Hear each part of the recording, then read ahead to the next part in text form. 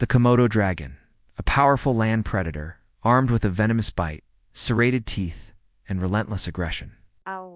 It is the largest lizard on Earth, a living relic from a time when giant reptiles ruled. Its domain is the rugged volcanic islands of Indonesia, where it stalks its prey with a terrifying combination of patience and power. Every step is calculated, every sense is honed for the hunt. The air itself seems to grow heavy with its presence, a silent testament to its status as the apex predator of this terrestrial kingdom.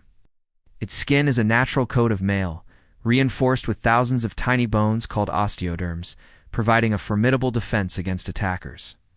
But its true weapon lies within its mouth. A complex cocktail of venom and bacteria ensures that even a single bite is a death sentence, inducing shock, paralysis, and massive bleeding. The dragon doesn't need to win the initial fight, it only needs to land one decisive blow and then wait. Its intelligence and stamina allowing it to track its dying victim for miles, an inevitable creeping shadow of death. The saltwater crocodile, the largest reptile on Earth, built for stealth, strength, and a crushing bite force that is unmatched in the animal kingdom. This is a dinosaur in modern skin, an ambush predator perfected by over 200 million years of evolution.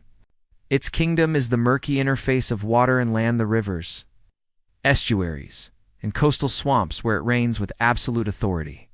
It is a creature of immense power, a living torpedo propelled by a muscular tail, capable of explosive bursts of speed that defy its colossal size. Its eyes and nostrils positioned on top of its head allow it to remain almost completely submerged, a patient, silent observer waiting for the perfect moment to strike. When that moment comes, the attack is a symphony of violence and precision. Its jaws, lined with dozens of conical teeth, are not for chewing but for gripping and drowning. The legendary death roll is a testament to its raw, untamable power, a spinning, disorienting maneuver designed to tear its prey apart with brutal efficiency. A prehistoric confrontation where land meets water and only one reptile reigns supreme? Imagine a sun-scorched shoreline where the dry, dusty terrain of the dragon meets the murky, brackish water of the crocodile. It is a battle of two distinct worlds, two evolutionary masterpieces locked in a territorial dispute. For the Komodo dragon, the land is its fortress, a place where it can use its speed, agility, and keen sense of smell to its advantage. Circles, testing its opponent's defenses, its forked tongue tasting the air for weaknesses. The crocodile, a behemoth out of its element, is slower, more cumbersome on dry ground. It stays close to the water's edge, its primary source of power and safety. It hisses, a deep, guttural warning, its massive jaws agape in a clear display of its devastating potential. The tension is palpable, an ancient standoff between two titans of the reptile world, each a king in its own right, now forced to contend for ultimate dominion. The air is thick with anticipation, the silence broken only by the lapping of water and the heavy breathing of the two combatants.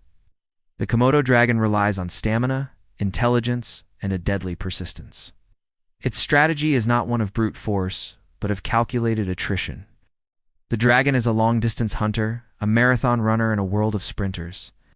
It knows that a direct head-on assault against a larger, more powerful opponent would be foolish. Instead, it employs guerrilla tactics.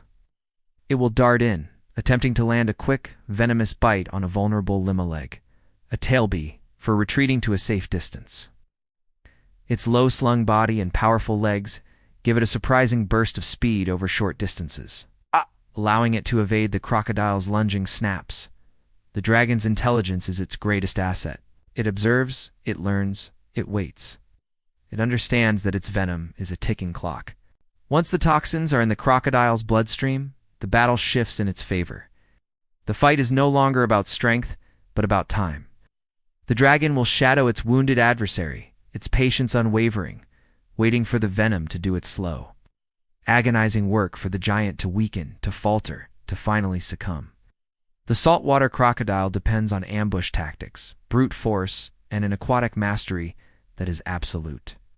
On land, it may be at a disadvantage, but the moment the conflict moves towards the water, the tables turn dramatically. The crocodile's entire being is designed for this environment. Strategy is to lure or drag the Komodo dragon into its domain. A single misstep by the dragon near the water's edge is all the opening the crocodile needs. The attack from the water is a blur of primal fury.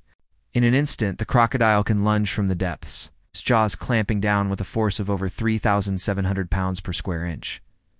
There is no defense against such power.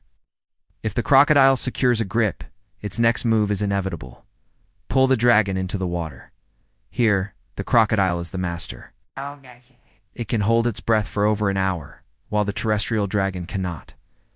The death roll begins, a terrifying, churning vortex of power that disorients, drowns, and tears. In the water, the dragon's venom, its stamina, its intelligent soul, become irrelevant. It is a world where only raw, crushing strength and aquatic adaptation matter. This is a cinematic battle revealing nature's most ancient rivalry between two apex reptilian predators. The clash is a brutal spectacle. The dragon, quick and agile, lands a venomous bite on the crocodile's hind leg. The crocodile roars in pain and fury, its thick hide offering some protection, but the fangs have pierced deep. It retaliates with a lunge, its jaws snapping shut just inches from the dragon's head. The dragon dances back, keeping its distance, the first phase of its plan complete. But the crocodile is a being of immense resilience. Pushes through the initial shock of the venom, its primal instinct screaming one objective: get the enemy into the water. It lunges again, this time catching the dragon's tail. The dragon thrashes, its powerful claws tearing at the ground. But the crocodile's grip is iron. Slowly, inexorably, it drags the lizard towards the water's edge.